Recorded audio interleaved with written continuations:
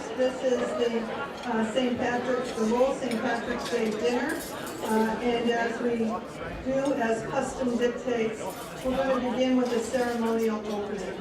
Would you all please rise while Lowell High School Honor Guard for presentation of the colors under the direction of Sergeant David Smith.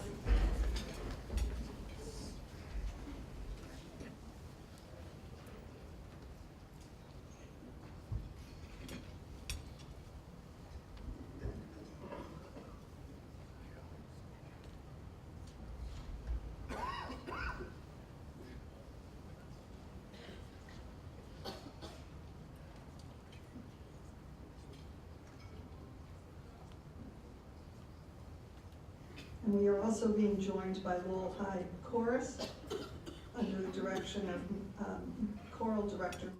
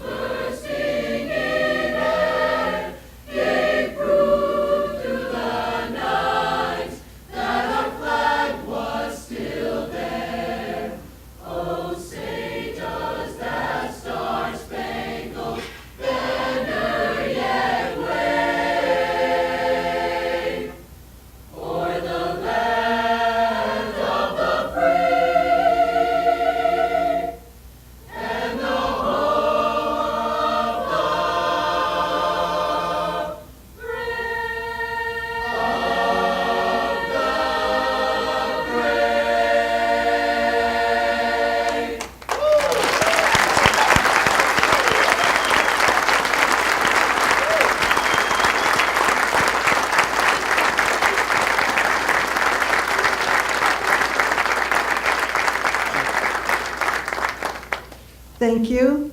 Thank you to the Junior ROTC presentation of the colors and to the Lowell High School Special Chorus.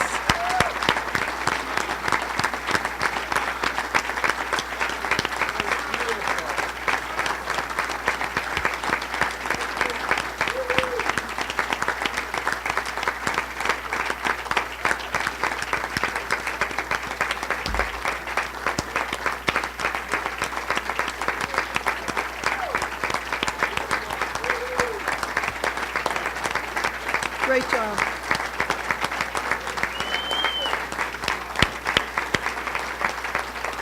If you'll remain standing, Madra Rua, the band will play the Irish National Anthem.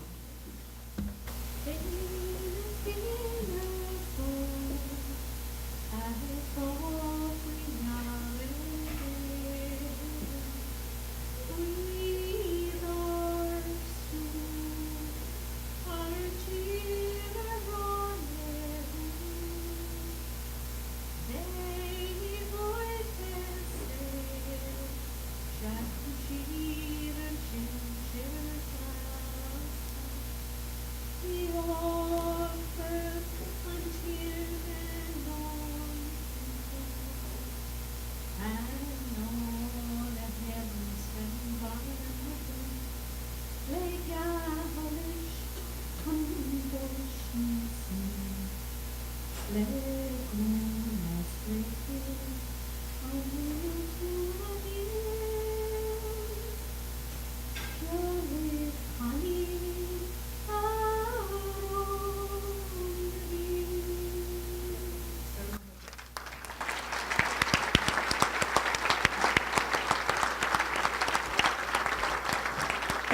And now, thank you. Please welcome Father Richard Clancy from St. Rita Parish here in Lowell to present the opening prayer with us. Father Clancy.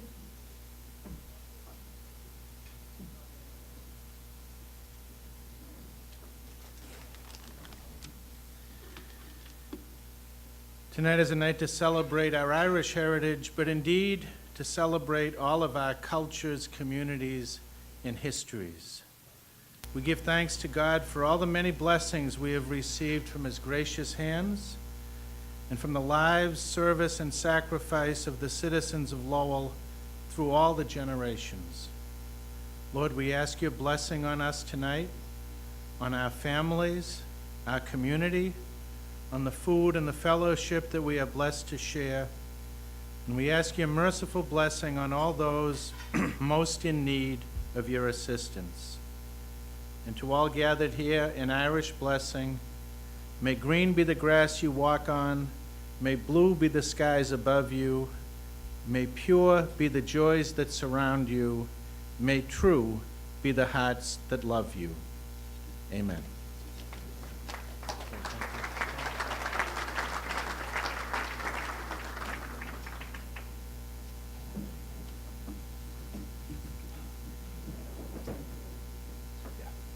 Please be seated.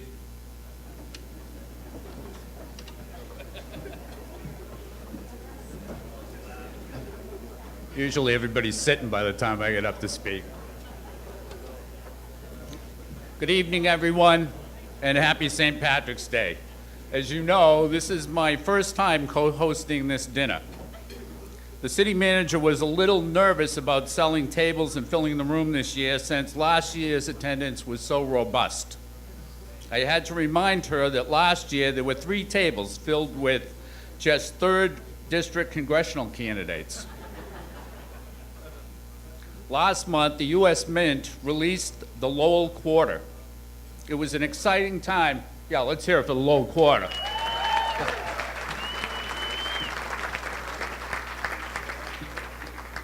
It was an exciting time for the city, but I didn't quite understand all the buzz. I mean, it's not the first time Lowell has been featured on U.S. currency. Last year, my Republican opponent referred to me as Eddie Money in a mailer he sent out using this photo, which is supposed to pop up right here. There we go. But anyone who has been out to dinner with me knows that that's a false moniker. Honestly, I mean, I was pretty flattered by this 100,000. I mean, I never dreamed I would replace Woodrow Wilson on the largest U.S. note ever printed. On a more serious note, we are here tonight to have some fun, tell some jokes, some of them might be lame, and support a great cause. And this year's proceeds will benefit the Lowell Community Health Center's teen block and a variety of programs that provide education, support, and leadership opportunities to young people in the community. I want to take a moment to thank the teen block staff and the Lowell Community Health Center for everything they do to make Lowell a great city.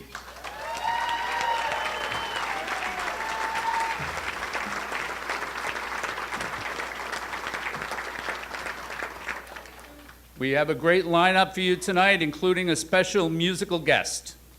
Anyone who has been to a Cambodian party or event in the past few years has witnessed Councilor Rodney Elliott on stage singing songs in Khmer. I don't know how he does it. As payback, Councilor Vesna Noon will be performing The Wild Rover later on tonight in the lounge immediately after this event. Now I think it's probably best that I turn it over to City Manager Eileen Donahue. Eileen?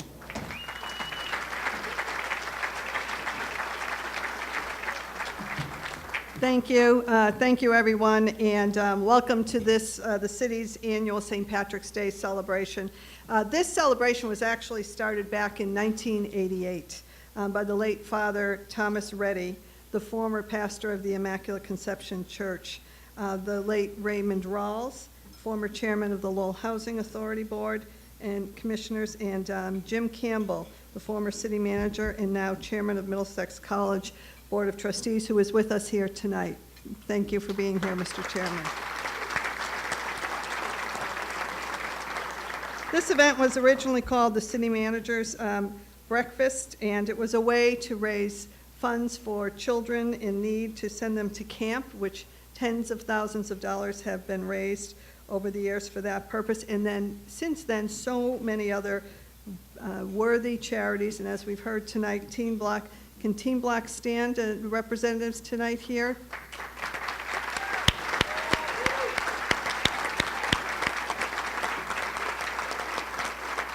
And this also has helped raise the profile of the city of Lowell. This is an annual, very popular event, and so we thank you all for being here tonight. Over the years, the St. Patrick's Day has been a favorite, and this year, as the senator has hinted, he said there might be some lame jokes. I don't think there's any doubt about that. So, but having said that, you know, we've heard lately about the Green New Deal. Has anyone heard that Congress, and Lori's not, she was here, Congresswoman Lori Trahan was here. Let's hear it for her. She did come by, but she had other engagements. So anyway, that's the Green New Deal that's being talked about a lot in Washington. We have here what's called the Green Old Deal. We recycle jokes, and we give you good food, and if you please, just laugh at our bad jokes. That's the deal. So anyway, it's always good to see the three Lowell reps here. So glad we've got them on both sides of the table tonight. You know, last year, both Tom and Dave didn't have a competitive race, but Roddy did, and he had a tough race, and he was victorious, and he went through a very tough primary challenge. So good for you, Roddy.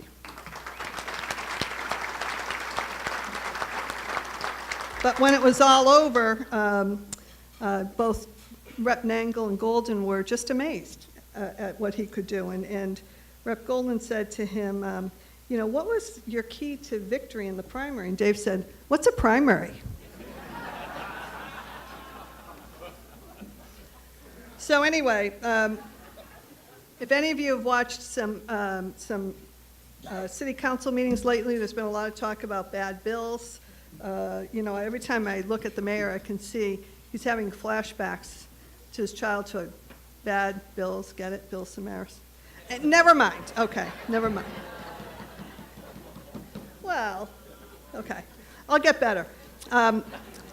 So in honor of our Greek mayor, so the tradition is we tell jokes. We tell Irish jokes, and we celebrate the heritage, and we have a laugh at ourselves. But our mayor is Greek this year, and so I wanted to tell a Greek joke. Did you know there were Greek jokes? So anyway, here's my Greek joke. A Greek father called his son Nico a couple of days before Christmas. And he said, Nico, I hate to ruin your day, but I must tell you, your mother and I are divorcing after 45 years. We've had enough. And Nico screamed, no, what are you talking about? He said, well, it's done. We're tired of this. And I'm not going to talk to you about it more, but will you please call your sister Tula and tell her the news? Frantic, Nico gets on the phone and calls his sister Tula, who explodes on the phone and says, no way are my parents getting divorced. She calls her father immediately and screams, Padara, you are not getting divorced. Don't do anything until we get there. I'm calling Nico back and we will be there tomorrow. Do you hear me? And she hung up. The old man hung up the phone, turned to his wife and said, Indoxy. They're coming home for Christmas and they're paying their own way. So there is a Greek joke. An elderly Irishman was stopped around 2 a.m. by the police and was asked where he was going at that time of night.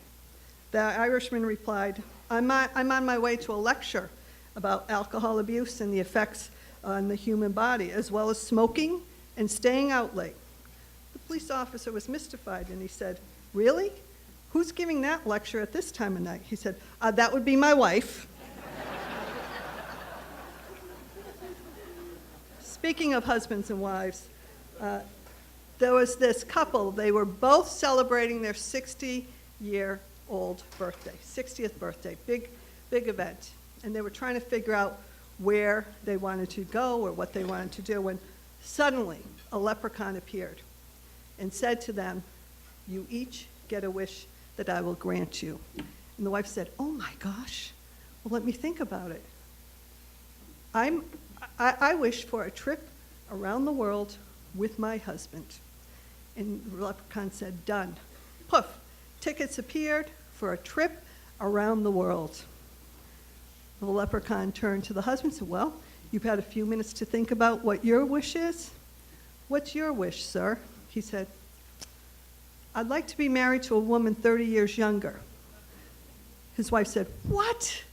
The leprechaun said, no, your wish is granted. Poof, he was 90 years old.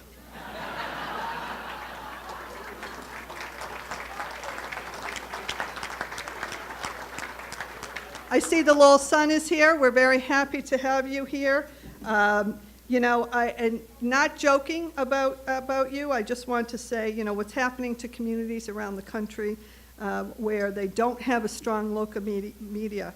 We are blessed here in Greater Lowell to have the Sun and to have the radio station, WCAP. Thank you so much, WCAP, for covering this, and the Lowell Sun. We are very, very pleased. And I hope you take back this bit of advice to your editor, Tom Zupa. And my warmest congratulations to him. But I think I would advise as follows. You know, no matter what you do, no matter how you try and do the best you can, you're going to be running into groups that call you too liberal. You're too liberal. And then at the same time, there's going to be groups calling you a neocon. Oh my God, they're too far right. Oh, wait a minute. These are my notes for Governor Baker. I'm sorry. Never mind.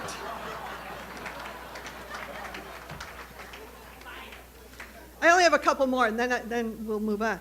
So, Roddy, Mom, and Tom Golden were coming back from a legislative conference. They were flying back, and when the captain's voice came over the loudspeaker and said, ladies and gentlemen, one of your engines has appeared to fail. There's nothing to worry about, but we'll be 15 minutes late landing in Logan. 5 minutes later, he said, nothing to worry about, ladies and gentlemen, but one of the other engines has failed, and we will now be an hour late. A moment later, captain's back on the PA system, that's what they used to call it. Sorry about this, ladies and gentlemen, but the third engine has also given out. We'll now be almost 2 hours later than expected. Roddy tapped Tom on the shoulder and said, Tom, can you believe this? If the other one goes, we're going to take all night to get home. That really happened. So, all right, one last one. So, Bridget is out at the golf club, went out for a round of golf with her friends. They had a great round of golf. They're back in the ladies' locker room. They're getting changed, and cell phone rings. So Bridget puts it on speaker and says, hello. And the man on the side said, oh, are you at the club? And she said, yeah. He said, oh, good, I'm glad I got you. Listen, hon, I'm down at Home Depot, and there's this beautiful riding lawnmower. And it's the one I wanted. It's on sale.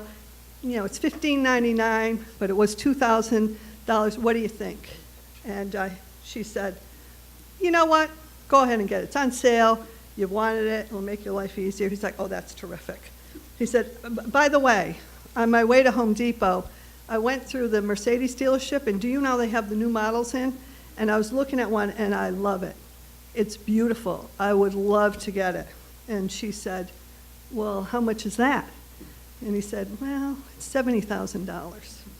And so she's thought about it, and she said, you know what? Go for it. And get all the options. How often are you going to have this Mercedes? So he said, terrific. All right, she said, I'll see you later. And he's there.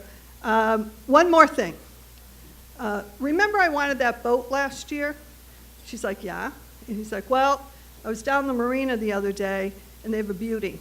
And, you know, I think I could barter it. And she said, well, how much are they asking? He said, well, $200,000. But I think I could. She said, well, you know what? Why don't you just see if you can get it for, but go ahead. So he's like, terrific, I'll see you later, love you. She's like, great, love you too, see you later, hung up. She turned around and her friends were looking at her in astonishment. Their mouths were hanging open. And she smiled at them and she said, does anybody know whose cell phone this is? With that, I will turn this over to Senator Kennedy.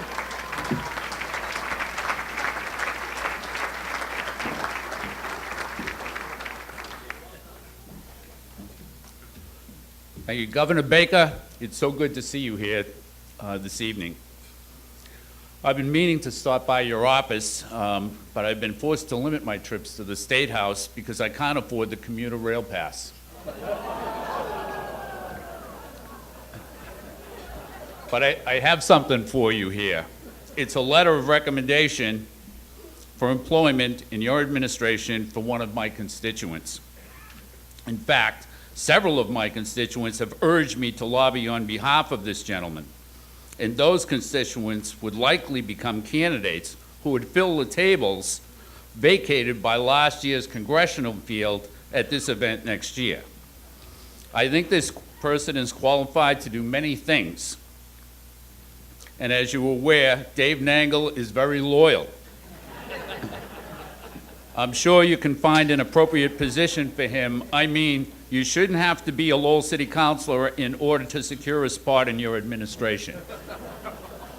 Ladies and gentlemen, Lowell's favorite Republican, Governor Charlie Baker.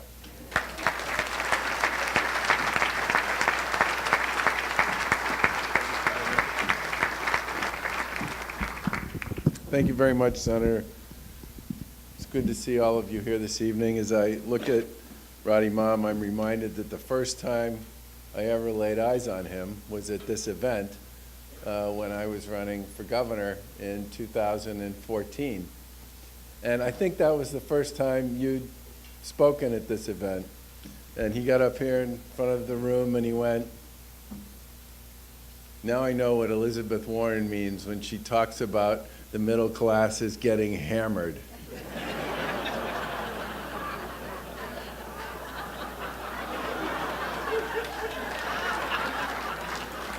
Why didn't I think of that joke? Truthfully, one of my all-time favorite moments in Lowell. And I've had a lot of those. And I must say, you know, I was talking to Representative Nagel. I've never met him before. Do you guys, does anybody know him?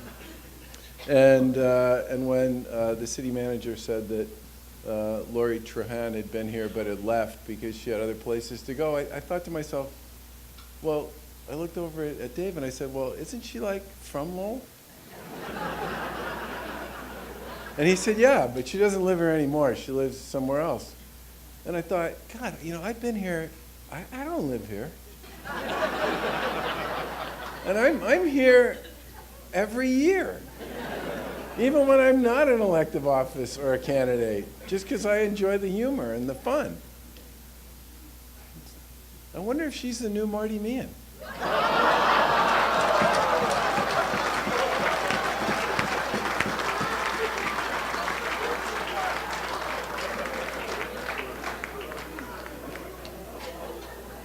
That one was just sitting right there. Somebody had to say it. And on a serious note, of course, I'm absolutely thrilled that Jim Campanini's not sitting right there, because he would come up with some interesting way to humiliate me in the paper tomorrow. But I agree completely with Eileen's comments earlier about how important local media is to the success and the vitality and It's sort of the integrity of any local community, and you guys have been pulling that oar for a really long time. And as somebody who's been on the right side and the wrong side of a lot of what you've written over the years, mostly the right side, I just want to say how much I appreciate what you and CIP and local media is all about. It makes a huge difference. And on a more serious note, before I get to some really bad jokes, although if you grade on a curve, they may, never mind. I must say how much I appreciate seeing Angelo Sciascia coming up here all the way from Reedville in Boston. He's the dean of the Massachusetts House. He's obviously an Italian. But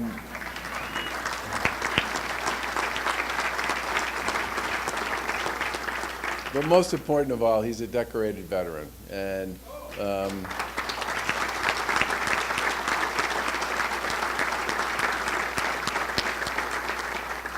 And I just want to say how much he made me he reminded me when I saw him of how much I appreciate what the men and women in uniform do on our behalf every single day. And there are plenty of them who are stationed in places far away from home who don't get to do this over this weekend, don't get to celebrate the month of St. Patrick that we've turned this into in Massachusetts, and we should always try and keep them in mind, especially when we have an unbelievably spectacular rendition of the Star Spangled Banner by that absolutely magnificent Lowell High School chorus.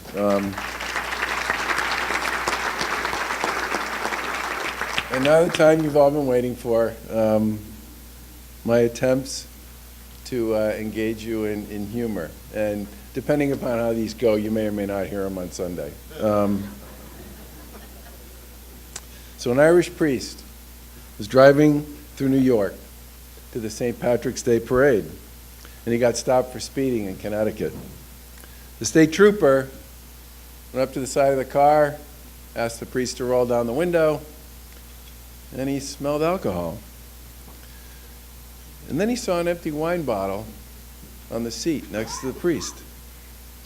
So he said to the priest, "Father, have you been drinking?" And the priest looked up at him and said, "Only water, I promise." The trooper looked down at him and said, "Well then, how come I smell wine?" And the priest looked at him with sort of shocked look on his face, and he looked over at the bottle, and he picked the bottle up, and he smelled it a little bit like this, and he said, "Good Lord, he's done it again."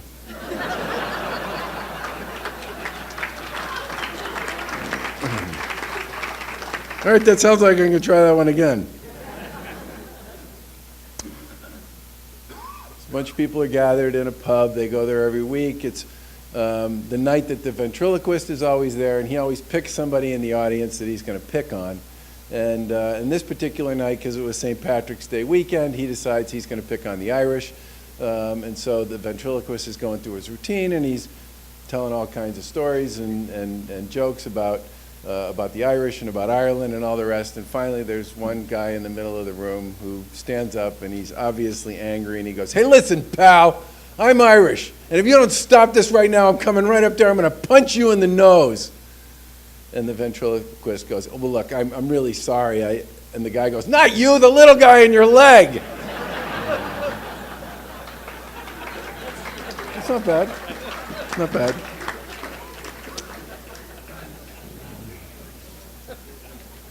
So I got one more. And then I promise I'll sit down. So, young man walks into a bar. Do they all start like that? It just seems to me. And he sits down and he says to the bartender, "I'd like 3 shots of Jameson's." And then he looks at his watch, and he waits a few minutes, and then he goes, he drinks the first one, he picks up the second one, he goes, he drinks the second one, and he picks up the third one, and he goes, he drinks the third one. The bartender thought, and then he gets up and he leaves. And the bartender thought, well, that's a little weird, but what the heck? And so this guy does this every day, 5:15, every day. So after about a week or two of this, the bartender just finally says, "Look, I know it's none of my business, but same thing every day, same time, same everything. What's the story here?" And the guy says, "Well, I'm one of 3 boys, And my two brothers live in faraway places, different time zones and all the rest. So we all agreed that every day at 5:15 Eastern Standard Time, wherever we were in the world and whatever we were doing, we would find our way into a bar and we would each take a shot of Jameson on behalf of each of us. So it's each one for my brothers and one for me. And the bartender said, "It's really cool. What a great tradition. You know, that's really I love that." And so this goes on literally for a couple of years. Guy does this every day. And then one day he comes in and he only asks for 2 shots. The bartender thought that was a little odd. The guy takes the 2 and same routine, and off he goes. And he comes back in. Now the bartender's a little wondering. He's starting to worry that something happened to one of the brothers. So when he comes in the next day, he's hoping the guy's going to order 3, but the guy orders 2 again, and he does the same thing. And the bartender says, "Look, really, I just have to ask you this, because you've been coming in here and you've been getting 3 for you and your brothers. And the last couple of days you only ordered 2, and I'm just worried that something happened to one of your brothers." And the guy said, "Oh, no, my brothers are fine. I just gave up drinking for Lent." Happy St. Patrick's Day.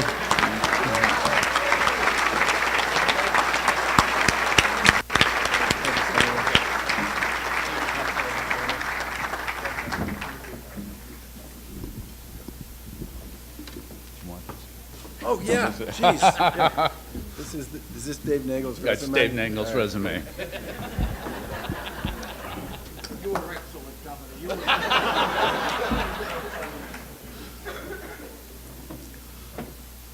It's now my pleasure to introduce the guy that leads the city council and that leads the school committee in this city and who's been the ceremonial head for over a year. He's done a great job. Once in a while, people make jokes about his age, but that's perfectly okay with me because I'm not that far behind him. The mayor of the city of Lowell, Mayor William Samaras.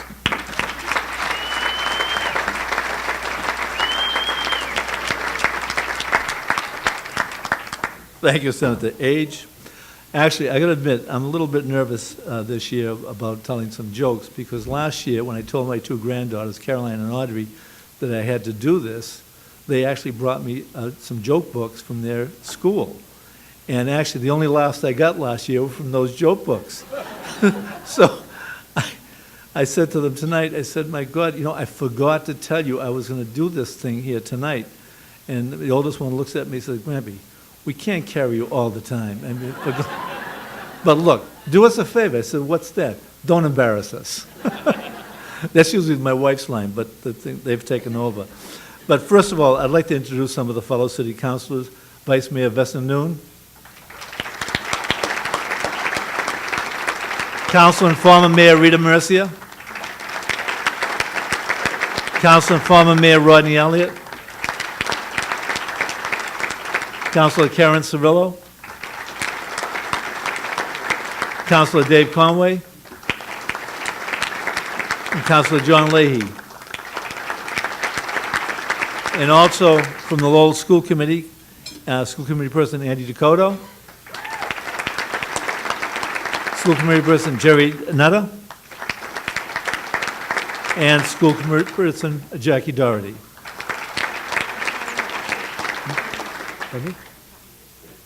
Oh, and School Committee Person Connie Martin. Connie, I can't. The senator told you it's my age. I can't see that far. Okay.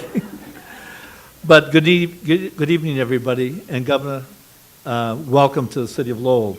As the mayor, I actually have a gift for you for all the help you've given to the city of Lowell. See how him and Dave, they're working constantly to do better things for Lowell.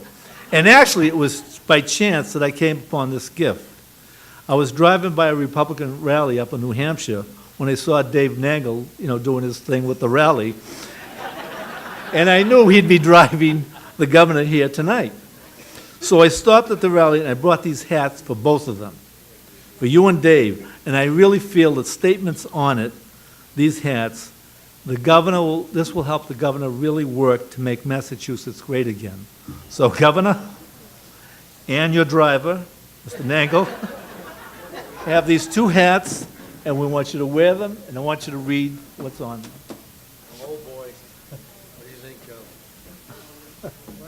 There's a lot to like about Lowell.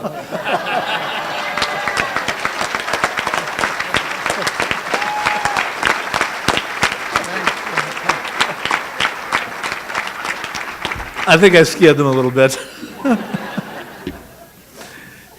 Actually, Dave was driving the governor to Lowell tonight, and he got a call from Tommy Golden, who knew he was bringing the governor to Lowell. And Tommy said to Dave, I was just listening to Teddy Panis on the radio, giving a traffic report for Route 3.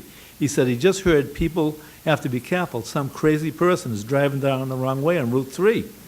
Dave said, you're telling me? Teddy's never right. Tommy, there's hundreds of cars going the wrong way. I have to hang up now. You know. And for my city manager, the other day, Eileen and John decided to take a Dick Howe tour. You know, he gives these great tours, and this was a tour of the Lowell Cemetery. You know, Dick does a great job, and as Dick was talking, he said, I want you to know I came across this headstone with the inscription, here lies a politician and an honest man. Eileen looked in disbelief and said, Dick, how did they get the two of them in the same grave? Dick didn't have an answer. But actually, seriously, the city manager, I want to thank you for all the work you've been doing on the high school. Lowell will soon have one of the best high schools in the state of Massachusetts. Thank you.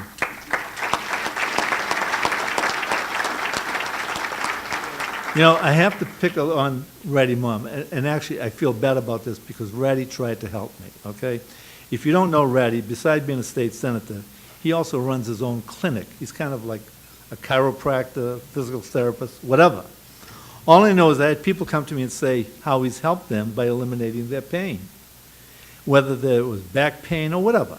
So I was having some really serious problem with my right leg. I was having trouble walking. So I saw Ratty at one of these meetings, and I said, look, I'd like to see you regarding this and, you know, see if I can, you can do something about it. Ratty said, listen, let's walk out to the next room. I'll help you. I said, right here? I said, we'll go into this other room. He said to me, there's certain pressure points in your body that I will press, and you'll no longer be bothered by the pain in your leg. He touched some pressure point on my shoulder, and the pain that he created dropped me to my knees. There were tears coming out of my eyes. And he just looked at me and said, see, does your leg bother you anymore? It didn't. You did a good job. And our senator, I really want to congratulate Ed Kennedy for his victory last year. He's a city councilor and now a state senator. We were talking the other day about similarities that we share. We're both grandparents. We both take time out of our day to babysit. We have to do that.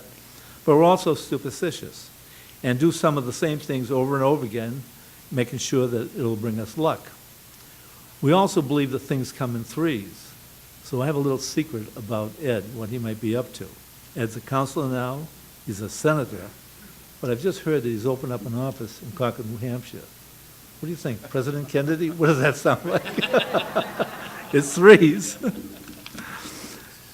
And finally, last year there was some mention how I would talk about my former position prior to becoming a city councilor. Bets were made how often I would use my former title, and if you recall, it was decided last year that it would cost John Chumley and some of his friends at least $50 every time I mentioned my former position.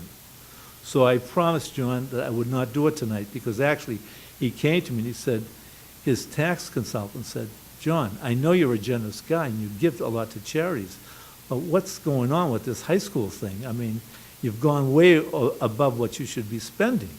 And John said, it's one of those things. So John, I'm not going to mention my former job, but Representative Golden, what high school did you graduate from? The Lowell High. Who's your headmaster? Bill Samaras. See, John, I didn't say headmaster. Whoops.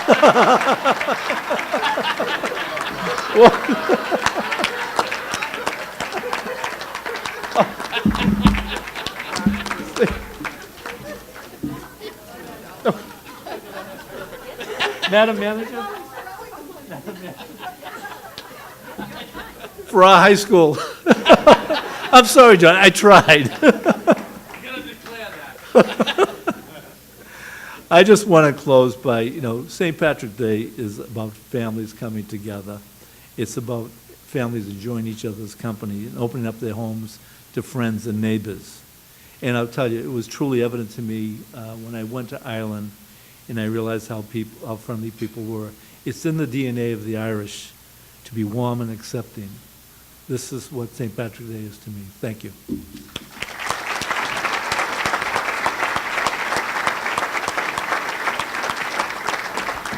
Thank you, thank you. I'd like to take a moment to introduce some folks in the audience. First, I'd like to introduce the City of Lowell Superintendent of Police, Kelly Richardson. Thank you for being here, Kelly. We have the Lowell Fire Chief, Jeff Winward. Thank you, Chief. We also have with us Jim Duggan, the manager from the town of Dracut. Steve Stone, the superintendent of schools from Dracut. Stick around, you might get an interview before you get out of here. School committeeman Joe Wilkie. And Allison Volpe, Dracut School Committee. Welcome. Okay, so everybody has heard that this weekend is a big weekend in Lowell. First pot shop opening. There's going to be a lot of activity. Governor Baker, I have to tell you, I heard some talk of the delegation. I know I'm not part of it anymore, but they're talking about wanting to get assigned to a joint committee. You better look into this. I don't know about these guys. They got the inside track here. Okay, so speaking of the marijuana facility, there's supposed to be a big influx of people here on Saturday. Look for the signs, look for the police. We have it well managed. But I also understand there'll be an influx of leprechauns. See, they're looking for a special high-quality marijuana. They call it pot of gold. Come on, that's kind of cute. I don't often get to make a marijuana joke. Okay, so let me take a moment and talk about our next speaker, Tom Golden. Rep. Golden is the dean of the delegation, as we know, and has had many years of friendship with Dave Nangle. So, and it's nice to see you doing so well, Dave. You know, a few weeks back, we all got a big scare because we heard Dave had been hospitalized, and Tom, who is his dear friend, rushed right over to Lowell General Hospital to find out what happened. When he arrived, he was astonished to see Dave wrapped in bandages from head to toe with only 2 slits for his eyes. And you know, Tom said, "Oh my God, David, are you okay? What happened to you?" And Dave, barely able to talk, Tom couldn't even understand him. He said, "Tommy, I stayed a little too long at the old court, and on my way out last night, I stumbled and went right through the plate of glass of that bank across the street." "Holy cow," Tom said. "Good thing you were wearing all those bandages. The glass would have cut you to shreds." So Tom was out one night, stepped up to the counter and said, "Ma'am, I'd like to order a Guinness." And she said to him, "Oh, you must be Irish." He said, "Oh, so ordering a Guinness makes me Irish? If I ordered a pizza, would you assume I'm Italian?" She said, "Well, no, sir, but if I ordered bratwurst, would you assume I'm German?" Well, no, sir, but so why exactly do you think I'm Irish?" And she said, "Well, sir, this is a bookstore." Without further ado, please welcome Representative Tom Golden.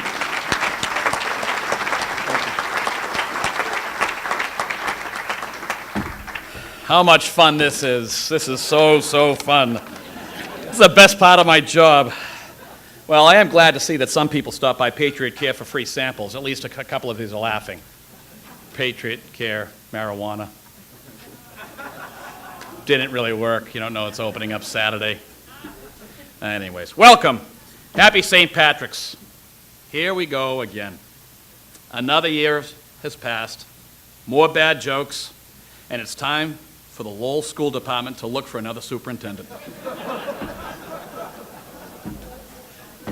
Mr. Nutter, I'm only kidding. Not really. As I look out into the room, I'm realizing there's big changes here in the city of Lowell. The voters' right lawsuit, everyone knows about it? No? Voters' lawsuit, yeah, you're supposed to kind of nod, pretend. This is kind of like participatory. You have to kind of go back and forth. So instead of 9 at-large councilors, we might end up with ward councilors from all the traditional neighborhoods. It's going to be, it could work. You know, councilor from Centerville, a councilor from Pawtucketville, councilor from the Highlands, a councilor from Belvedere, a councilor from North Belvedere, West Belvedere, South Belvedere, Northwest Belvedere. That could happen, right? Now, that joke went over a little bit better than a fundraiser for my cousin Danny Rourke in Belvedere, but that's... Oh, he's going to hear that one. But jokes aside, my friend Governor Baker is here tonight. Truthfully, which governor that any of us really know has done more for the city of Lowell? Put your hands together for a great guy that has done a lot of work for the city of Lowell. We thank you, Governor.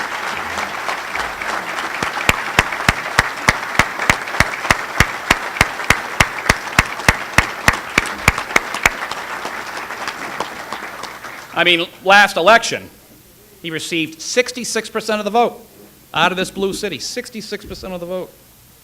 And you know something? When you took the opportunity to go to one of his rallies, you always heard, 4 more years, 4 more years. People were ecstatic, thrilled. Kind of a little different than Marty Meehan from UMass. His chant is, 3 highest years, 3 highest years. Oh, Marty. You could use that tomorrow, Sunday. My good friend is here today, and I hope he doesn't get upset with me, Mayor Bill Samaras. But he went for his last checkup at the doctor's office, and they gave him a clean bill of health. Well, a couple of days later, the mayor is walking on Pawtucketville along the boulevard with this beautiful young woman. His doctor runs into him. He says, "Mr. Mayor, what are you doing?" Mayor looks at him and he says, "Just following your advice. You said be cheerful and find a hot mama." The doctor replied, he says, "I said be careful. You have a hot murmur."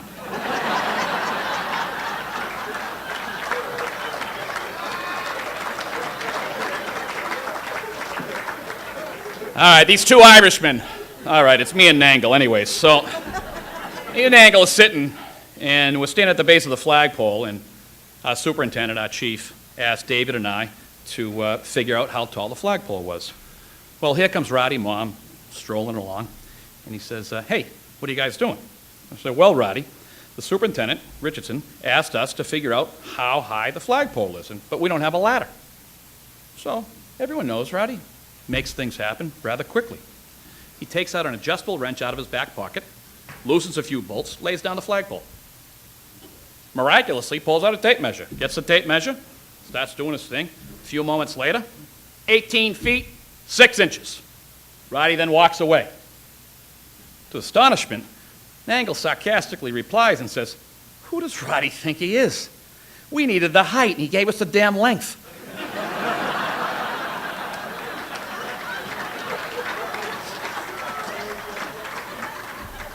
I should probably quit now. But I want to congratulate the school department for doing a great job this year. I mean, they fixed the air conditioner. They put a few holes in the roof doing it, but what the hell, they fixed the air conditioner anyhow. But how about a big, big round of applause for Lowell High Hockey, huh? Did they do a good job this year? I mean, the school department has taken a lot of heat. No pun intended. But since they froze the pool, the hockey team is playing for state titles. I mean, that's pretty damn good. So, last but certainly not least, I have to bring back an old friend. A funeral service was being held for my dear friend, Kevin Murphy. And at the end of the service, the pallbearers are carrying out the casket when they accidentally bump into a wall, jarring the casket. They hear a faint moan. They open the casket to find my pal, Kevin Murphy, still alive. Kevin goes on to live 10 wonderful years. It's wonderful. Everything's great. 10 years later, ceremony again is held, same place, same church. The pallbearers are walking out. People are weeping. They're crying. Kevin's wife yells out, "Watch out for the wall!"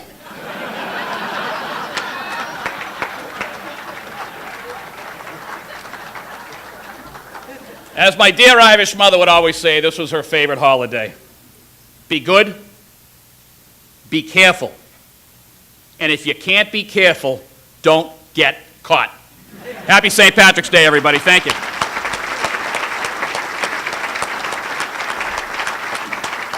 Nice job. Thanks, Rep. So we'll continue. Let me just take a moment and introduce some of the other folks who are here. We have Marty Laurie, who is a candidate for the Lowell City Council. Marty, where are you? Candidate Charles Canavas in Drake Housing Commissioner. Is that right? Canavas. Sorry, Charlie. We have with us tonight Bud Caulfield, former mayor, former city councilor, Bud Caulfield.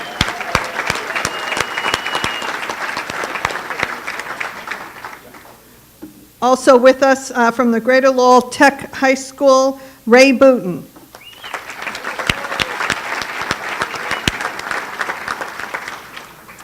Another candidate for the Lowell City Council and former city councilor, Corey Belanger. Where's Corey?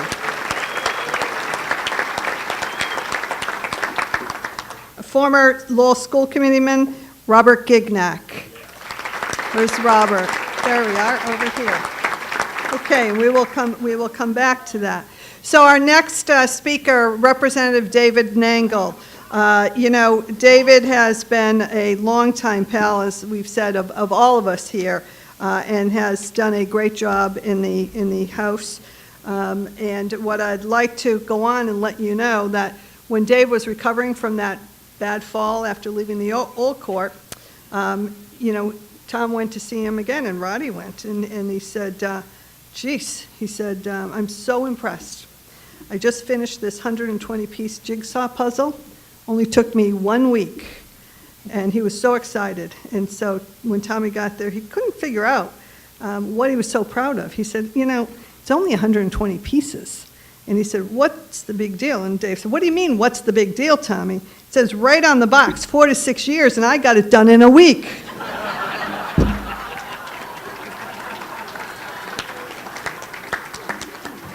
When Dave was little, he was, you know, in parochial school, and the children would line up for lunch. And at the head table, there was a large pile of apples. And the nun in charge wrote a note and posted on the apple tray, "Take only one. God is watching." So moving further along the line, at the other end of the table, it's a big platter of chocolate chip cookies. So little David wrote a note, put it in front of the chocolate chip cookies, and said, "Take all you want. God is watching the apples." And last but not least, this is a true story. You know, Roddy ran into Dave the other day, and Dave just looked ecstatic, looked like a happy man. And so Roddy said, "Well, why are you so happy, Dave?" And he said, "Well, OCPF, that's Office of Campaign Finance, has been all over me for the last several months. They've been sending me all kinds of notices. I've been worrying. They've been driving me crazy with the paperwork. But this morning, I got a letter that said final notice. So thank God I won't be hearing from them anymore." Please welcome Representative David Nangle.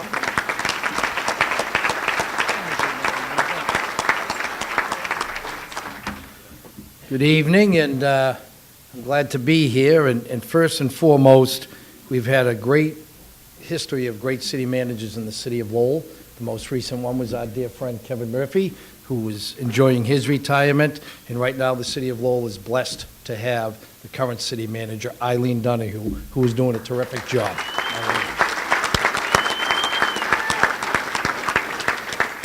So, some people have told me, be quick, be short, tell a couple of jokes and go on your way. So we're going to give it a try here tonight. But I have to tell you, Eileen, and Ed, when I came in here, I noticed everybody was sitting at this end of the table. I was getting a little nervous. This side of the table, there weren't too many Republicans, only myself and the governor when he finally walked in. But anyways, You know, I'm looking at my good friend Steve Pangiatakis. I know he's on his way back from Boston tonight. And what you don't know is, well, I've known Pangi for 45 years. We grew up in the same neighborhood. We've been great friends. So about 35 years ago, when Pangi passed the bar exam, he became an attorney, obviously. And everybody thinks that Pangi is beyond reproach, right? All of us agree Pangi is one of the nicest individuals and outstanding citizens you would ever meet. Well, believe it or not, back then, he actually had to represent a couple of shady characters. So he had this one gangster client. So Pangi took him to the meeting, and they walked into a room, and Pangi accompanied the gangster, and there was the gangster's former accountant sitting in the room. And the gangster asked the accountant very angrily, "Where is the $3 million you embezzled from me?" And the accountant just stared at him. He repeated it. Pangi finally looked at his client and said, "Sir, the man is deaf and he can't understand you, but I can interpret for you the message."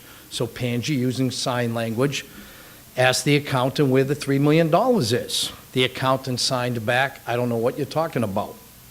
So Pangi interprets to the gangster that answer. So the gangster reaches in his waistband, pulls out a gun, puts it to the accountant's temple and says, "Ask him again." So Pangi signs to the accountant, "You better tell us." He wants to know where the money is. So the accountant signed back to Pangi, okay. The money is hidden in a brown suitcase behind the shed in my backyard." So the gangster is standing there, anxiously awaiting the answer. And he said, "Well, what did he say?" And Pangi said, "Well, he says, go to hell. You don't have the guts to pull the trigger."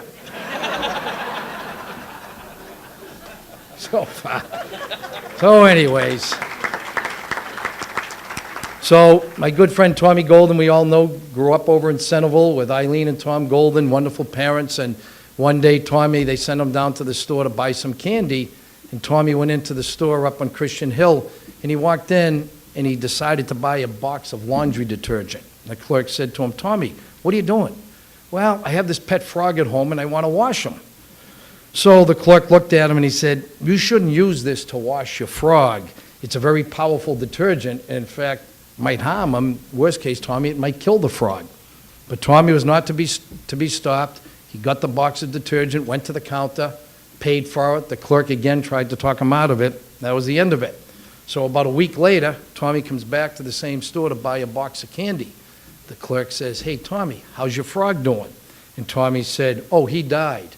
And the clerk, not trying to be "I told you so," turned to Tommy and said, "I tried to tell you not to use that detergent on your frog." Tommy said, "Oh, no, that was fine. I don't think it was the detergent that killed him." And the clerk said, "Well, what was it then?" And Tommy said, "I think it was the spin cycle." We're getting there. I'm in trouble now, I know. I can hear that one, Lauren. Billy Samaras, the mayor, called up his good friend Eddie Kennedy, the state senator, and he said to Eddie, "Eddie, I got a wallpaper in my bedroom, and my bedroom is the exact same size as your bedroom. When you did your room over last month, how many rolls of wallpaper did you buy?" And Eddie said, "Oh, I bought 10 rolls, Bill." He said, "Great, thank you very much."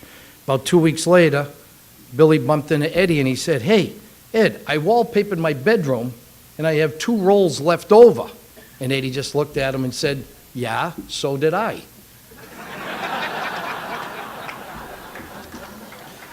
Oh, gonna leave you with a couple of more. And that'll be it. So I'm sure you've all seen the breaking news in the last couple of days. Shockingly, there's been some issues in higher education. And quite honestly, we've had this scandal going on. So unfortunately, the higher education scandal includes credentials to gain admission and employment at some of these prestigious universities across America.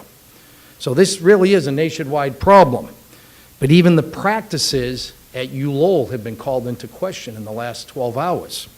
So the governor, to his credit, very proactive all the time, has put together a 5-member blue ribbon commission to guarantee that no funny business is taking place in the UMass system around admissions and employment.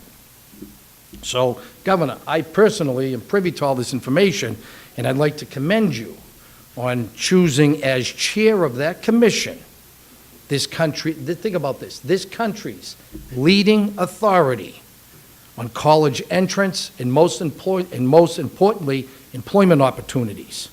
An excellent choice for ferreting out the truth about rigging the system. Our very own U.S. Senator Elizabeth Warren. So I didn't think that'd go too well, but I'll tell you this. This I guarantee you, this part, I am 1/64% certain that she will find no wrongdoing. Oh, boy. Governor, is that job still open there somewhere for me? Because I'm going to need it. But look, I got to leave you with this last joke. So, our pal Roddy Mum was new to America here, and he was out one night when he had first came over, and he's out driving in a snowstorm one night. So he became a little nervous, but he remembered. He didn't panic because he remembered what his dear friend Kevin Coughlin had once told him.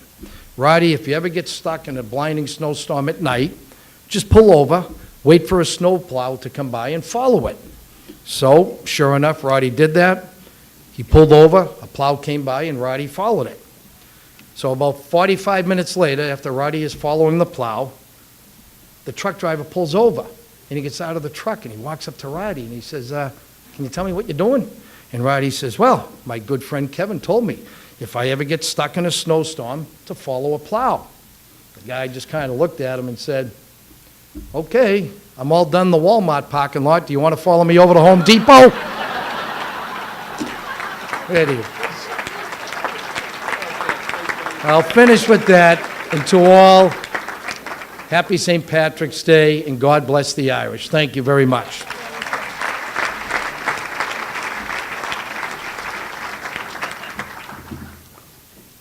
Before I start, let me also introduce Lowell Superintendent of Schools, Janine Durkin.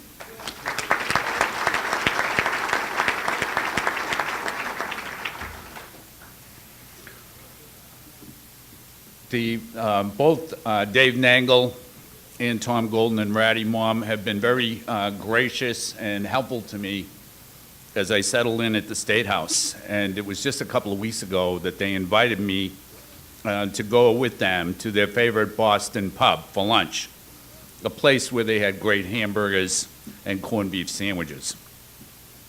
As we were about to enter the pub, we ran into a nun out front, standing on the sidewalk, and the nun pointed to us and said, before you enter this den of sin and debauchery, think of your mother and your father.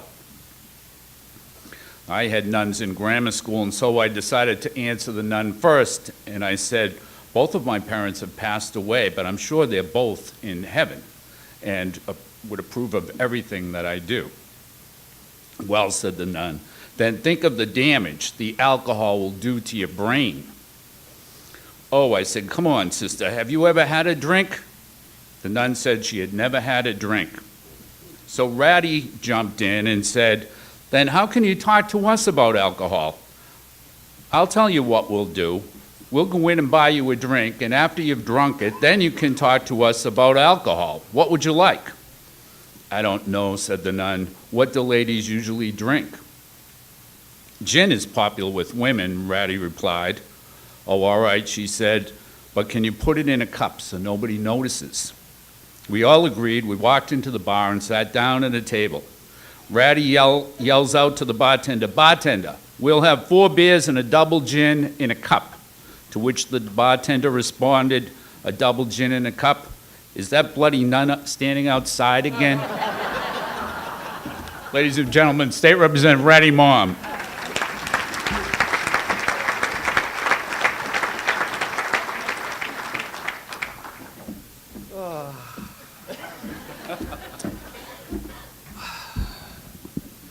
You know, the good thing is that I don't understand the joke, so it's really good. I'm working on it. You know, Governor, speaking about the funny thing with languages. So, of course, now you know that I just got appointed to the marijuana. Apparently, this is the high committee. So, of course, with that, a lot of time when you meet people now, they ask you if you have sample. So, Governor, I hope you have some to share to everybody. But anyhow, they were asking me, Roddy, what do you think of this THC? I said, I got to tell you, when I use the ABC, I usually use the entire alphabetical order. I don't just use AB, I use the whole alphabetical order. Now, there's no secret. You know that English is probably my 4th or 6th languages. So it gets mixed up a little bit. So here's what I got a question for you. So what is the difference between an in-law and an outlaw? One is wanted.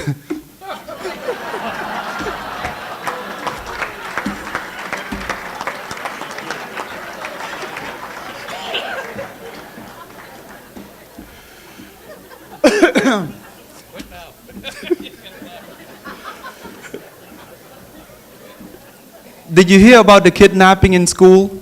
It's okay, he woke up.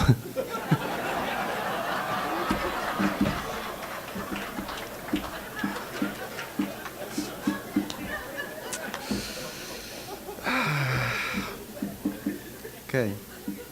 Alrighty, we're doing okay. Now, did you know that Representative Nangle is quite a golfer when he was younger? So, of course, this happened. This is just last summer. So, of course, we went to this nice place, and of course, they pair us up with 2 people. And so we went off, and of course, Representative Nangle paired up with another young man. So off they go. So into the round, they finally came to about a 6th hole, so the young man looked at Dave, and he goes, I bet you I can take this guy. So obviously, the young man says, hey, how about we make this interesting? How about $25 on this hole? So Dave says, make it 50. Okay. So sure enough, the young man stepped up, and as he's ready to hit, Dave says, hey, hold on. You're a young man. When I was young like you, I used to hit right over this tree. So the young man heard this, I'll show him. So he stepped right up, he looked, bam, he hit this thing so hard, it hit the tree, fell right down. So Dave sees this, he turned around, he hit around the tree. Of course, long story short, he won the golf bet. So naturally, they went into the clubhouse, and the young man was not happy. So he went over to David. He goes, listen, I know you didn't hit over this tree. He goes, oh, sure I did. When I was a young man like you, the tree was this tall.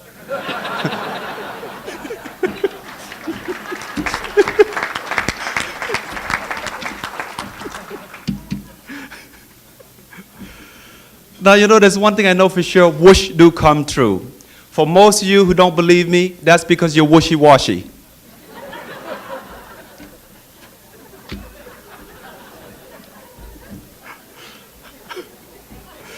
Now, you know, my kids, they love to go see movies. So, of course, we love superhero. I'm a big fan of cartoon. So, of course, my son, my daughter, they wanted to go see The Green Lantern. For most of you who don't know, this is my first 2. Apparently, this guy is a superhero.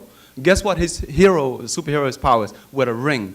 Now, between you, me, and all the guys here, all I know is that any guy that wear a ring have no superpower because there's kryptonite next to him. That's why you're not clapping.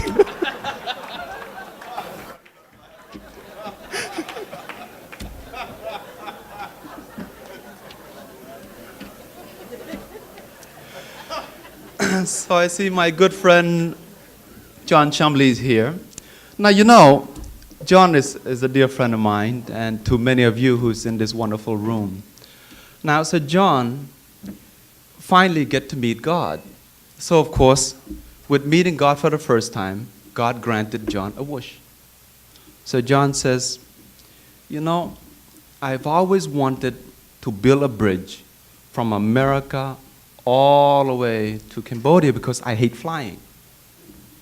So God says, now, John, you know, that is really, really bad wish.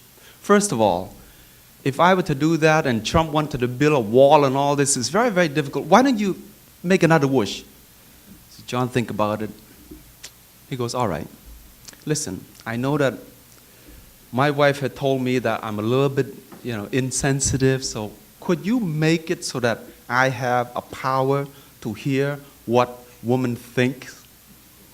So I told silent with God. So a couple minutes later, he came back on, he goes, would you like a 2-lane or a 4-lane bridge?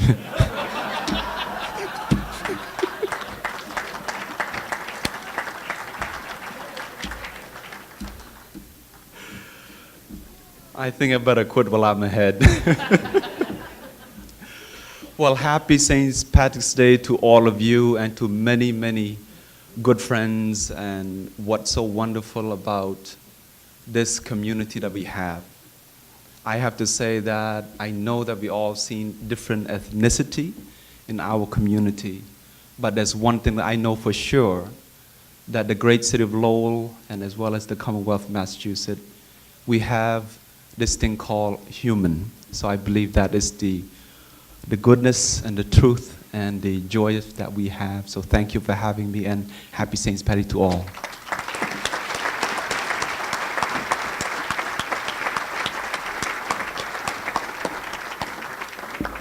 Thank you, Roddy. I love it that Roddy loves his jokes too. He makes me laugh right along with him. He does. He's so fun. So Elizabeth Coughlin, former Tingsboro Selectwoman, is here with us. Elizabeth. Attorney Michael Gallagher, former school committee from the Lowell School Committee. And Terry Ryan from Westford, former Westford School Committeeman. Terry Ryan, where are you? We have a candidate for the Lowell School Committee, Jim Peters. Where is Jim? Hi, Jim. And Mike Lindsay, former Lowell City Councilor. There's Mike. Let's hear it for Mike.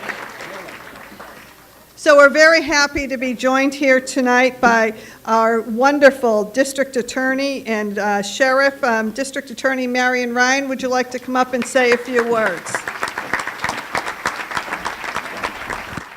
Thank you. And I love being here with you tonight. I want to thank the manager and thank Senator Kennedy for including me. And I always find this night really very intimidating. There's so much humor. There's so much insider knowledge that you have to have. And I said to the manager, I just can't possibly compete with the level of humor that you will have tonight. I just can't tell any jokes. I'm not funny.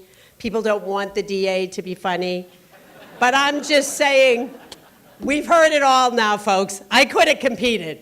I could have competed. We've heard the whole table.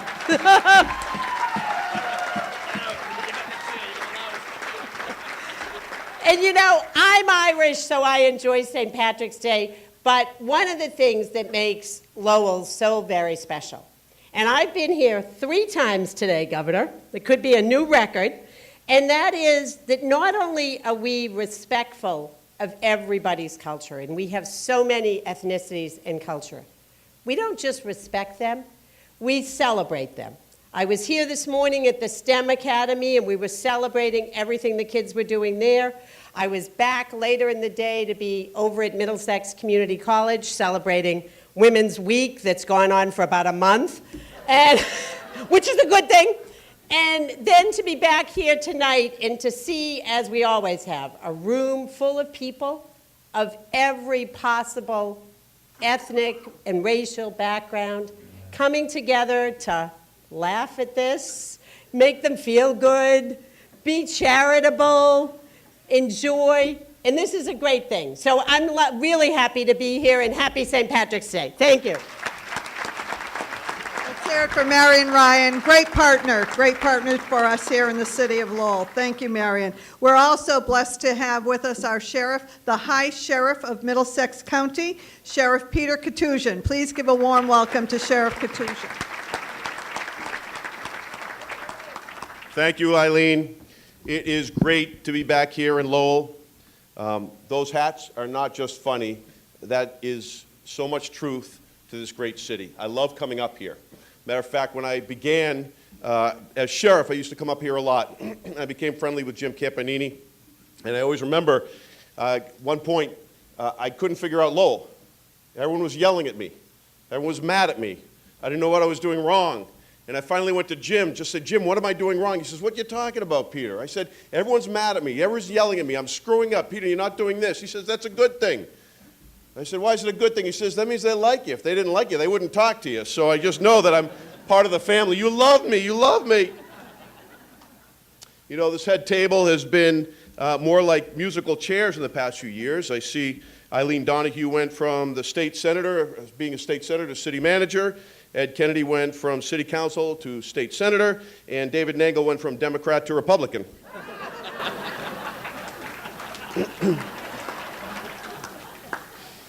But really, it's good to know that the city continues to be in such capable hands. All of us are happy to see Lowell thriving and vibrant and just really clicking on all cylinders. It's doing so well that Jim Campanini finally decided, I've done my work, I can retire. But Paddy lived alone on the Irish countryside. This is Paddy in Ireland. He only had a pet dog for company. One day the dog died, sadly. Poor Paddy. Went to the parish priest and asked, Father, my dog is dead. Could you be saying a mass for the poor creature? Father Patrick replied, I'm afraid not. We cannot have services for an animal in the church, but there are some Baptists down the road, and there's no telling what they believe. Maybe they'll do something for the creature. Paddy said, I'll go right away, Father. Thank you so much. Do you think 5,000 euros is enough to donate for them for the service? And Father Patrick suddenly exclaimed, Good Lord, Paddy, why didn't you tell me the dog was Catholic?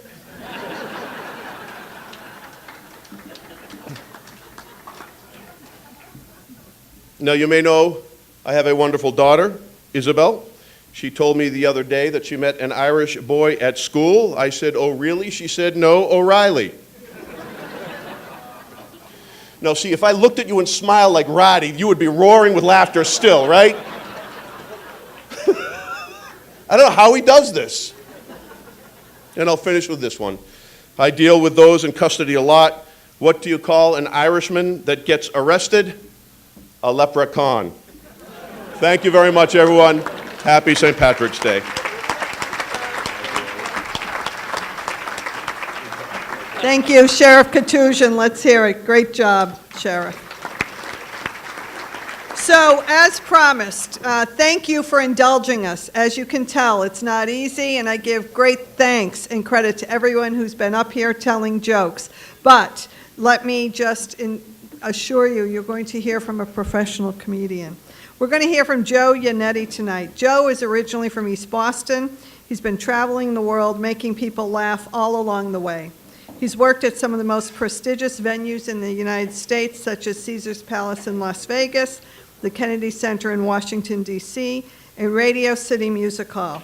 He's made dozens of TV and movie appearances and can be seen in and also wrote the HBO movie Suckers, for which he won a Best Screenplay award.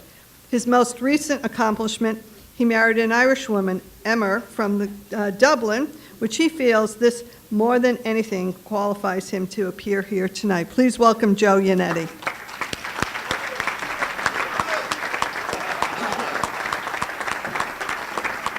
Hello, hello, hello. Well, first of all, I'm really impressed that when a lady named Donahue at a St. Patrick's Day dinner introduces your Irish wife and mispronounces her name. What the hell is wrong with you people? Emer, her name is Emer. Very popular Irish name in Ireland. I'm sorry, I got to do that because my wife would get mad at me if I didn't correct you. So, yes, I get dibs on the redhead back there. So, my wife is born in Dublin, Ireland, so she's more Irish than anybody here. Yes. So I'm only allowed to do Italian and jokes about Jews. Okay, you can laugh at that. That wasn't an insult to anybody. Wow. So, look, you have no idea what it's like to be a professional comedian and have to sit there for 4 hours listening to politicians tell jokes. I know for you it's only been about an hour and 10 minutes, but for me it's been 4 hours. And I'm telling you, Ratty, you got to run for president, man. Everyone else says you got to run for president. I'm sitting there watching. I don't even want to do my act. I just want to whisper it in your ear and have you say it. That was fantastic, man. That was, dude, you got to do breakfast like all over the city. You got to go everywhere, all over the world, and do St. Patrick's Day breakfast. I love this guy. And we've known it. No, I shouldn't say the joke. That's in my head right now. So you guys doing okay? Yes. What should we talk about? My Irish wife.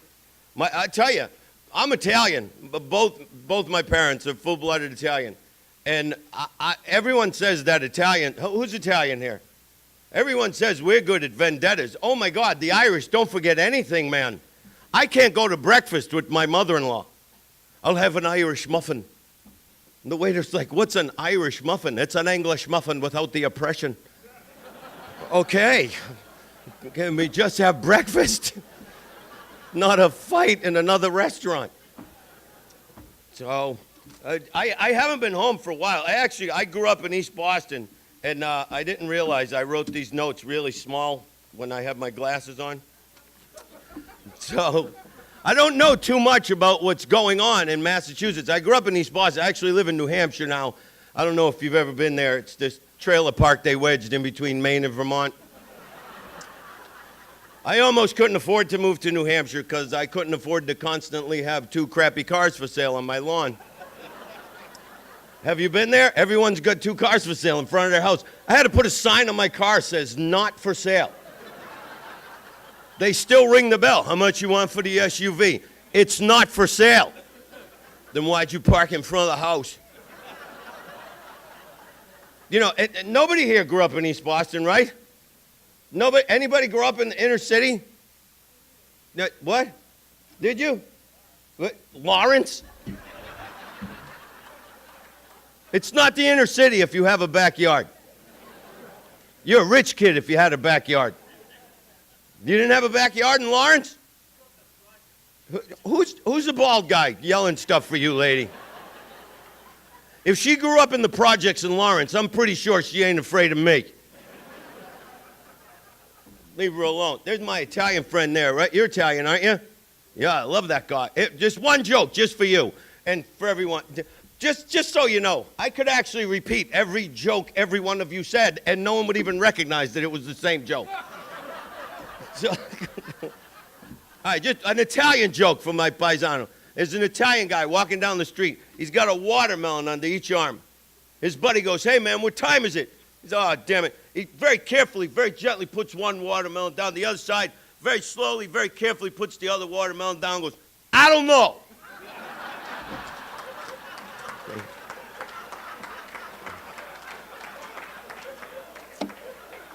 Thank God for the whiskey. So, what else? Massachusetts? I'll tell you, man. I hate New Hampshire. I moved to New Hampshire because I work on cruise ships all the time, and I work all over the world on cruise ships. Ratty was my cabin steward 3 years ago. And that was the joke I said I shouldn't have told earlier, but they have Irish whiskey at the bar. So you made me sit there for too long. I drank most of it. What was I talking about? New Hampshire. Have you been to New Hampshire, Ratty? Yeah. I hate New Hampshire. When I was, all right, Lawrence, you ever see a water rat? Yeah. All right. When I moved to New Hampshire, I moved there 11, 12 years ago in January. That's the best time to move to New Hampshire, in January. And I looked behind the house. There was a golf course. I thought that would be nice to look at. Not thinking someday the trees in between me and the golf course would have leaves on them again. And I didn't know, because I grew up in the city, Mr. Kennedy, all the trees were in the wetlands, because you can't tell it's a wetlands in January in New Hampshire because it's frozen lands, and it just looks like lands. And then June comes around, dragon! No, that's a mosquito. You ever see a mosquito break through a windshield, bite your wife in the shoulder? Welcome to the wetlands. But anyone remember the Mother's Day floods, like 11, 12 years ago? It rained for weeks. and without stop, and the wetlands behind my, smile! The wetlands behind my house. Every time I look over, he's looking at me like I'm going to have someone kill you.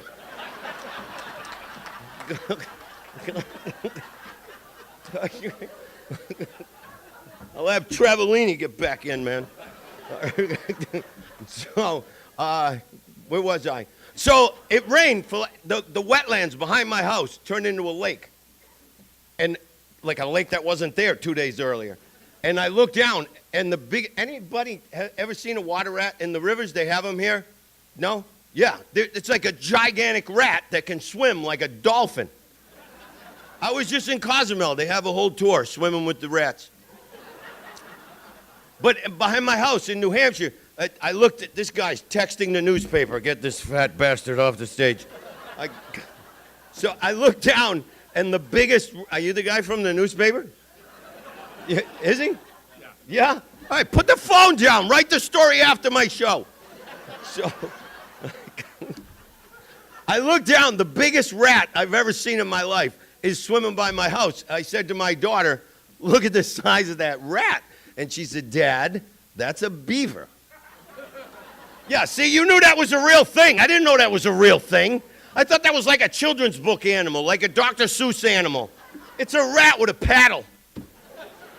I never came out of my house in East Boston. My mother said, don't go through the tunnel. The beavers blocked it off.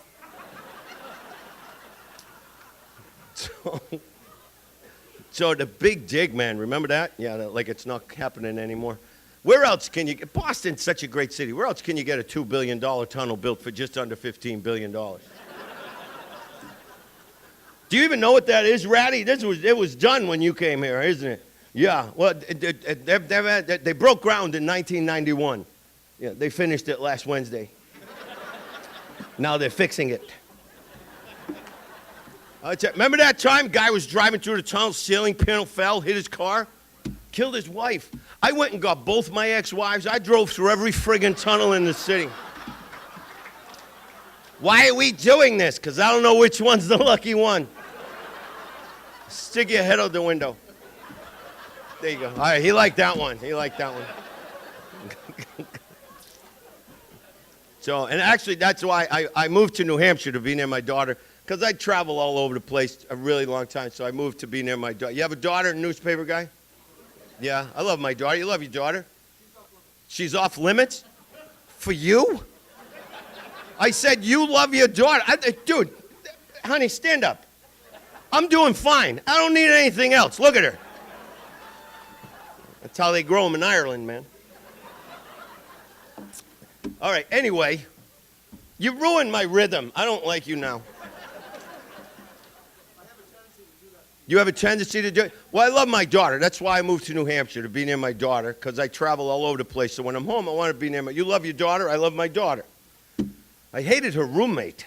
Oh, my God. She called her mom.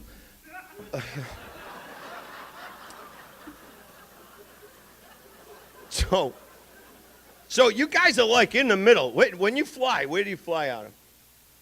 Boston? I'm the proudest Bostonian you'll ever meet in your life. No matter where I am, no matter where I live, I'll always be a Bostonian. Unless I'm at Logan Airport. Holy God! Have you been to Logan Airport lately? 5:20 a.m., first flight out, little chick at the Delta counter.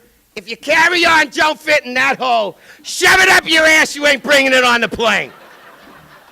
Wow, good morning. How can you be this angry? No planes have left yet. Have you been to the Manchester, New Hampshire airport? You go do twice, they know you. It's like, that's Joe. Go ahead. You don't have to empty your pockets, you crazy bastard. Just go. Oh, God, that's Joe. I was on my way to meet a cruise ship a couple of weeks ago. Biggest ship in the world. The Symphony of the Seas. Anyone been on that ship? Oh, my God, it's so big. Have you ever seen this ship, Governor? It was so big, there was a caravan forming at the back of the ship, and it was moving toward the bridge. The captain shut down the buffet until they built a wall right in the middle of the ship. What, you don't want to laugh at these jokes? Look, I've heard the comedians that you've had here before. This is the longest a comedian has ever gone without offending half the people in the room. I am not going to offend anybody except the Republicans. So the governor is safe.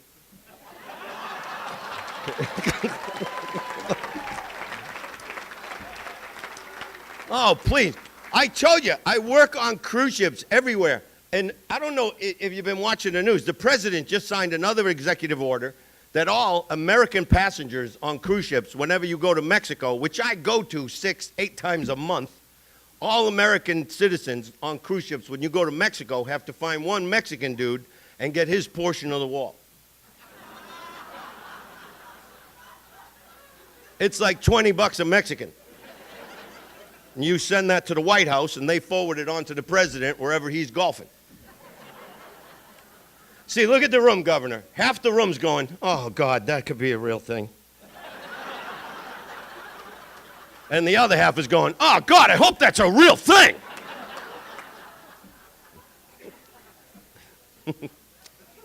Trump, the Green New Deal. The president thinks that if there's no wind, you can't watch television. And we all know what he eats. There's never going to be a shortage of wind. And now we know what's powering Fox News.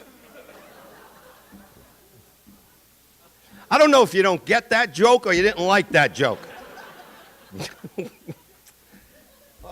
If broadcast news was the NFL, Fox News would be the Cleveland Browns. Hey, if you keep getting offended, I'm going to keep getting worse. This is fun to me. Watching these people tell jokes, that was torture. All right, no more Trump jokes? You don't like the Trump jokes? All right, Rachel Maddow would be Bill Belichick. And Tucker Carlson would be the porta potties in the parking lot. All right, not the whole porta potty, just what they suck out of it. Oh, shut up. I hate Tucker Carlson. I don't care what you think. He's a moron. For Fox News, he's a moron. All right, I'll change the subject to the governor. I'm sorry, they don't like me for a minute there. Let me finish the Manchester, New Hampshire airport joke. I was flying to a ship 2 weeks ago. I got a brand new passport. I had to get a new passport. My passport expired. Brand new. I give it to the lady, Manchester Airport. She's got this eyepiece. She's looking at my passport. I'm thinking, oh, the new passports must have some newfangled code inside them. You need that special eyepiece to see it. I said, what does that thing do? She goes, it's so I can see. They got a blind lady checking IDs at the airport in Manchester. I have nothing against blind people. This isn't the job she should have. She's rubbing my face, then feeling the page. Hey, you put on some weight, Joe.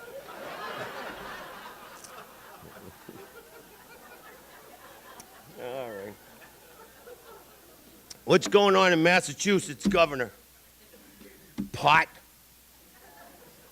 A lot of marijuana. It's legal now. It's not legal in New Hampshire, right?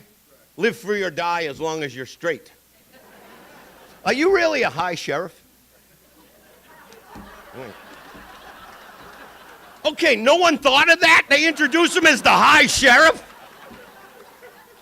I was expecting dreadlocks and a Jamaican beanie. Dude, you're going really fast. Okay. Okay. And the thing you're afraid of is drivers who are smoking pot? Are you kidding? It should be mandatory. Have you been on 495 lately? It's like 110 miles an hour, people driving on 495. Have you ever driven high? You don't go over 40.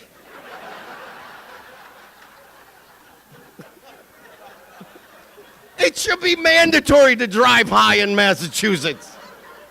Only between like 7 and 10 in the morning and 3 and 7 in the afternoon. What's the other thing they're talking about? That you don't know, like, how to prove if people are high? Yeah.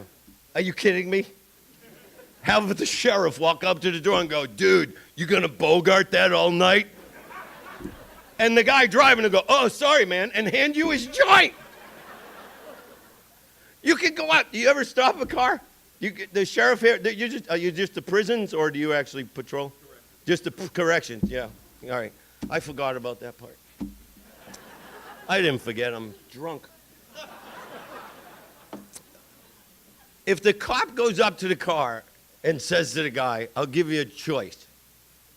I can let you go, or you can have these chips while I write you a ticket.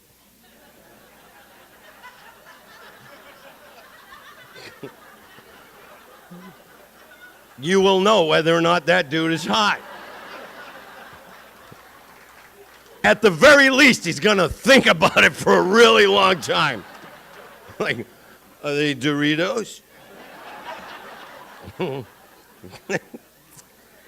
Oh, where's the priest? The priest left? All right, for the Catholics, just so you know, I guarantee you, the more pot they sell, as pot sales increase, divorce rates will decrease. I can tell there's a lot of married people in here who are very interested in what the hell I'm talking about. A couple of really good hits of pot, and that nagging just fades away, man. I have a friend, my buddy Dave. He's one of the most annoying people in the world. He had some sativa. I took one hit, and he was the nicest guy for about 2 hours. That's not a joke. I'm serious. You should put that inside some legislation or something. It should be mandatory to smoke pot and drive in Massachusetts. Oh, what else? I was going to do the joke about a caravan, how big this place was, but I did about the cruise ship. Didn't go over that well. I don't know if you remember that. I didn't think you guys would love Trump so much. Oh, shut up. If Trump is qualified to be president, Charlie's qualified to be God.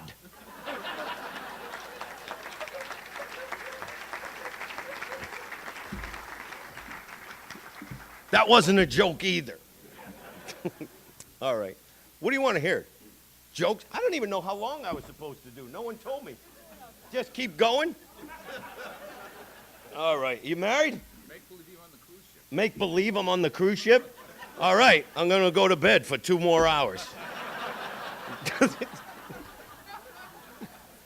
I love it. A lot of you people do cruises? Yeah.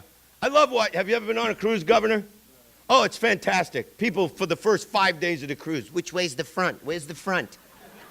People on the top deck of the ship in the middle of the ocean going 25, 30 miles an hour. Which way's the front? Are you kidding me? Look out a window. We're not going backwards. You ever been on a cruise ship? All right. You good at math? Good with numbers? You okay with numbers? Jesus, go with me on something. The numbers on the cabin door, they're not just random numbers. It's numerical order. Lower numbers at the front of the ship, higher numbers at the back. So how many cabins do you have to walk past to figure out which direction you're going? For the lady from Lawrence, it's 2. You know what I want to know? You guys are all friends with Nangle. I just want to know, it's just every time I hear his name, I hear a word right before it that no one's saying. Do most people, when they say his name, go, effing Nangle?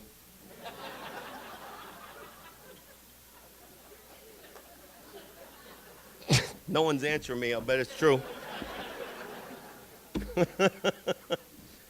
Oh, cruise ships, man. It's not. I actually just retired. I have 1 ship left because I just love New England, and I love my wife. I actually survived stage 4 throat cancer 5 years ago. It'll be 5 years coming up in the summertime. Yeah! Yeah.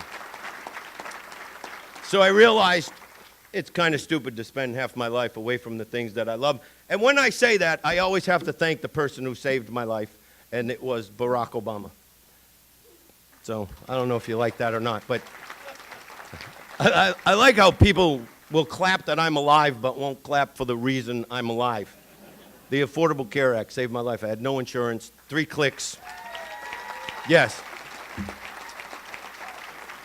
Paid for Dana-Farber, the best cancer care in the world. And I'm alive today because of my buddy Barack.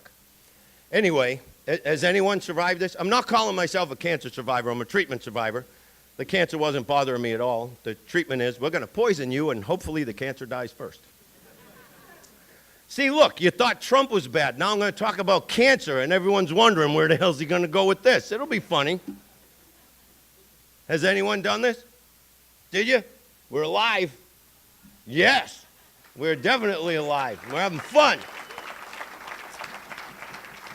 And, you know, believe it or not, the only reason why I have to drink the whiskey is because I had throat cancer, and the radiation killed a lot of my salivary glands. So I have a very dry mouth, and I have this spray. It's, I forgot it at home. It's fake saliva. I hope it's fake. There's a bunch of chicks from Lawrence sitting around going, it's to help the patients. No. And then I live in New Hampshire, so my mother freaked out, Charlie. My mother, you know, I grew up in East Boston. My mother thinks the Mass General Hospital is the greatest hospital and the only good hospital in the world. So my mother's like, you got to move back home and go to the good doctors. I was like, Ma, I live 40 miles away. I'm sure they share information, right? Right. Yeah. Then I went to the St. Joseph's Hospital in Nashua, New Hampshire for a PET scan. You know what that is, sir? They scan your whole body, figure out where the cancer is. And I show up and they go, hey, the machine is broken. You have to come back. I'm like, oh, my mother was right. But things break. I said, okay, when do I come back? They said, well, the truck is only here on Tuesdays. You heard me right. The truck. It's a truck. Like it's not even a permanent part of the hospital. It's a truck. Like they're selling sausages off the back of this thing. And then it dawns on me, if it's a truck, why do I got to come to the hospital? I sit in my living room, wait to hear the song.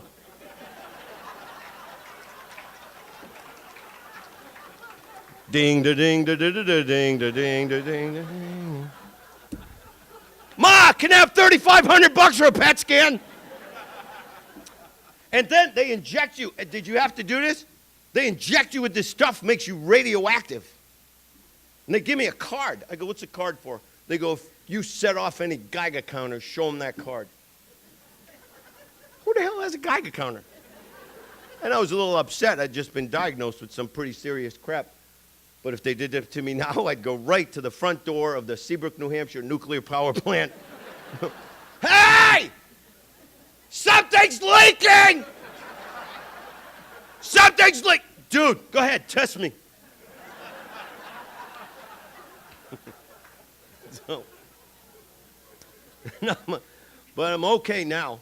And married to a lovely lady, wife number 3. Oh, anybody else do this?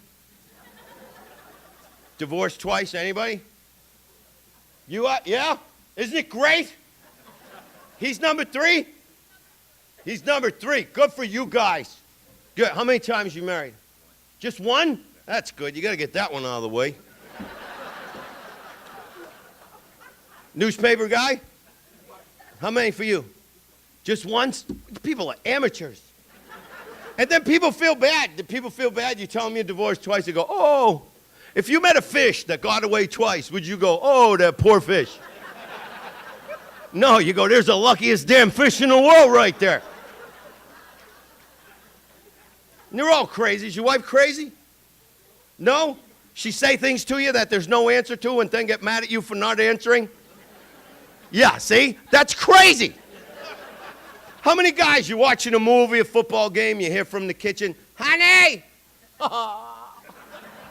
See? Every guy in the room knows what that noise means. Oh, man, I thought she left already. Every muscle from your neck up gives out. You can't even form a word with your lips. Honey! Yeah. The ice cream is really hard.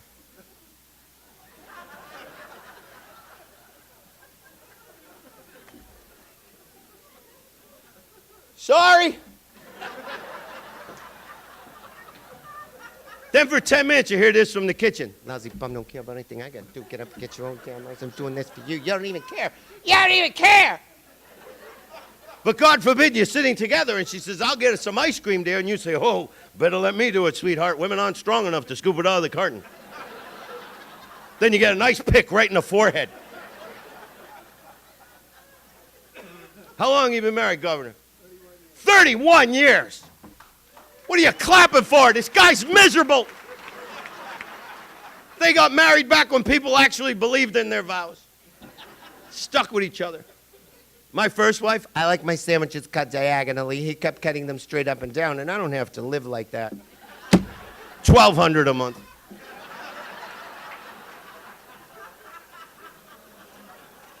"31 years. She ever make you feel like there could be 15, 20 other people in the bedroom with you?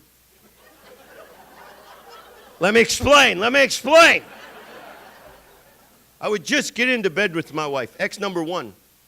We're both wide awake. Her head's 1.5 feet from mine. She's got to ask a question. Joe!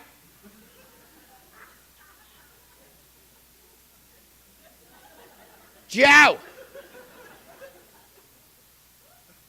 Joseph! I'm looking her straight in the eyes. Joe!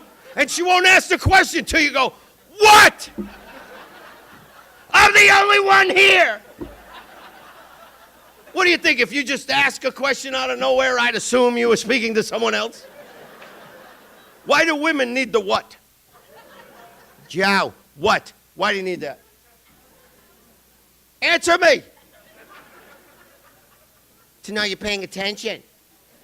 Joe, what? Now I'm paying attention. Can I ask you a question? What's that one for?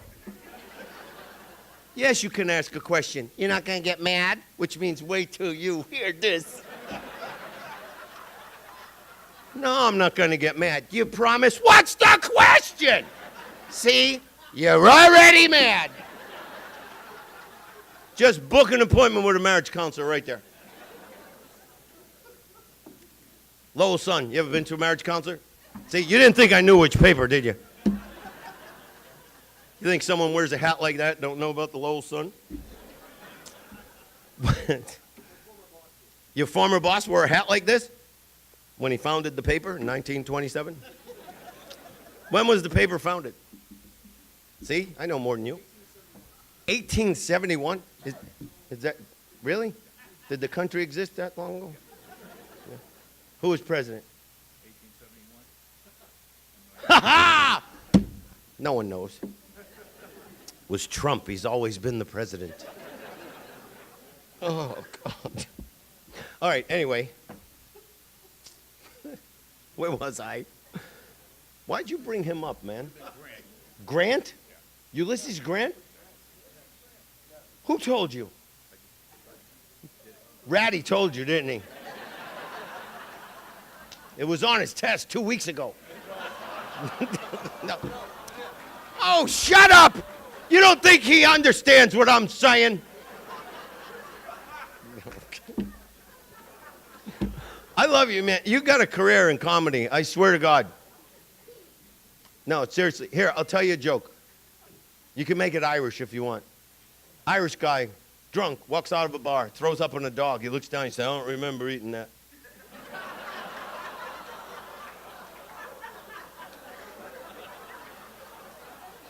Guy from Lowell goes into a pub in Dublin, Ireland. He says, I got a bottle of Jack Daniels. I hear you guys can drink. Anyone down the bottle will give you $500.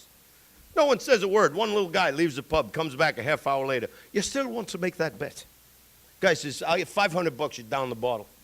Little Irish guy downs the bottle. No problem. Gives him $500. He goes, hey, where'd you go for a half hour? He said, I had to go to the pub down the street to see if I could do it.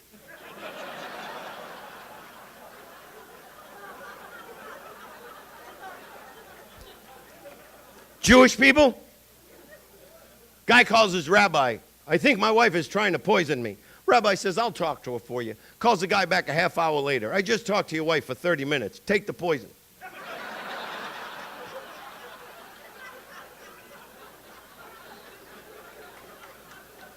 (1871). There's a stagecoach going across the prairie. Ha! Ha!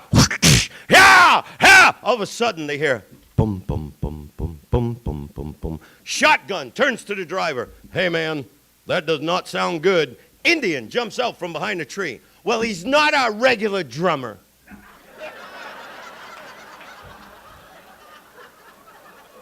Half the crowd doesn't get that joke. I really think half of you people didn't get that joke. It's Native American. It's not as funny. Oh my God, Ratty. Guy goes to the doctor. Doctor says, I got good news and bad news. He said, what's the good news? Doctor says, they're going to name a disease after you. For those of you not laughing, that was the whole joke.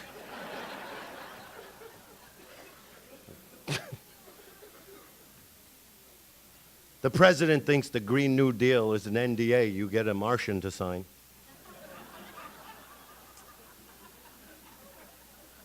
You know, after you have an affair with her. You didn't get that part of it? All right. What was I saying before? I asked you something. Yeah. The marriage counselor. Been to a marriage counselor? Doctor says to me, Joe, I'm almost done. Do you feel you have a problem with anger? Do you feel you have a problem with anger, Joe? Yeah. Shut up. I grew up in an Italian neighborhood. Where'd you grow up, man? Yeah. Everyone's in a constant state of anger. How do you know if you got a problem? I haven't seen a friend in a long time. Hey, moron! What do you forget how to use the telephone? That means, gee, Joe, I miss you. Why don't you call, man? It hurts. I'll tell the ladies, don't marry an Italian guy. We're horrible. Any women in here stupid enough you married an Italian guy? My wife raised her hand. She's the only one. Italian guys are horrible because we grew up with Italian mothers. And all our lives we watched our mothers treat our fathers like kings, and we couldn't wait to grow up and get some of that. What the hell happened to women? My first wife, honey, I'm exhausted. Oh, maybe you should just lay down and die. I go to my mother's house, one word. Ma, bang, 8-course meal. Stroking my hair while I'm eating. What did that witch do to you?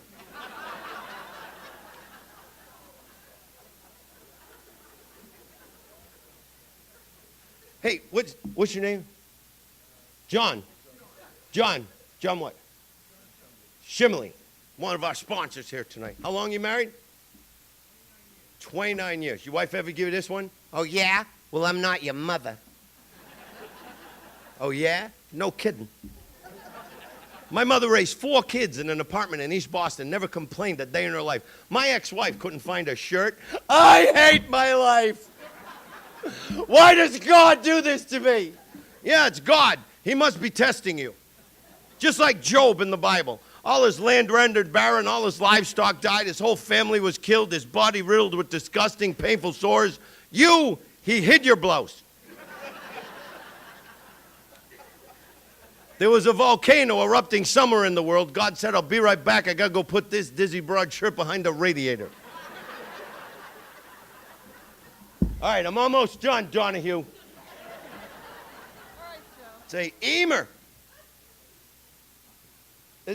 A guy goes to a psychiatrist, says, I feel like a pig. Doctor says, how long you felt this way? He said, oh, for about a week. See, Ratty, they got that one. That's a kid's joke. They got that one. What's the difference between popcorn and pea soup? Anyone can pop corn. All right. It's a joke for your kids. You want an adult joke? I'll give you an adult joke. Guy walks into his bedroom with a duck under his arm. He goes, this is a pig I've been sleeping with. His wife says, you're an idiot. That's a duck. He says, I was talking to the duck. Hey, you asked for it. How long you married, John? 31? 30. Who's married longer than that? Anybody 50 years longer? How long? 49 years? How many times in 49 years you wish once in a while, just for a minute, your wife could be a guy? Let me explain. Everyone gets all upset. In the state that legalized gay marriage before anyone else, Governor, no one was more excited than me. I thought it meant they reversed the law and heterosexuals could no longer get married. How many people would have a better relationship with a woman? You could tell her, listen, I love you. I want to spend the rest of my life with you. If there was just some way we could legally be bound together. But hey, it's the law.